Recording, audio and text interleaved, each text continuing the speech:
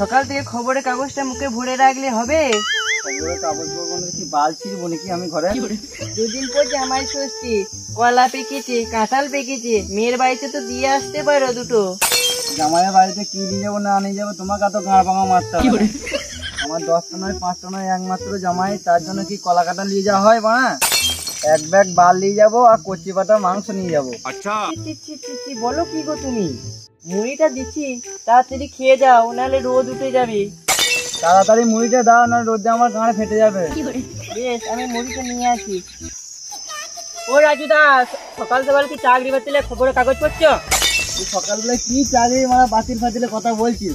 তোর আসবে বাড়িতে চাকরিটা চলে গেছে বলে কি খবরের কাগজে দেবে নাকি মা? তুমি কি আজকে সকালে খবরটা পড়ো নি নাকি? সকালবেলায় কি চাকরি মারা বাতিল ফাতিলের কথা বলছিস? তুই মা মেন টপিকে আয়। এই শোন শোন শোন শোন শোন, চললাম। তুমি মারা খবরের কাগজ পড়ো আর এই খবরটাই রাখো নাই? কি খবরটা মারা বলবি তো? কাল কি সরকারে 26,000 মাস্টারের চাকরি বাতিল করে দিয়েছে। বাতিল করে দিয়েছে? তোমার জামাইয়ের তো চাকরি ছিল মাস্টারে, আসছে না গেছে? কি সব বলছিস? আমার জামাই হাই র্যাঙ্কে চাকরি করে। রাজু দা, ওই রকম হাই র্যাঙ্কে চাকরি কতজনের ছিল, সব চলে গেছে। তোমার বিয়ে হয়েছে না, তারা খবরটা দেখায়।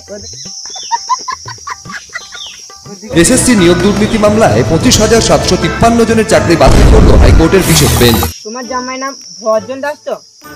হ্যাঁ, আমার জামাইয়ের নাম ভজন দাস, ঠিক বলেছিস তুই। এদিকে দেখো, তোমার জামাইয়ের নাম 3 নম্বর আছে। ওই দেখি দেখি দেখি দেখি দেখি। হ্যাঁ সত্যি তো, সব শেষ হয়ে গেল। যা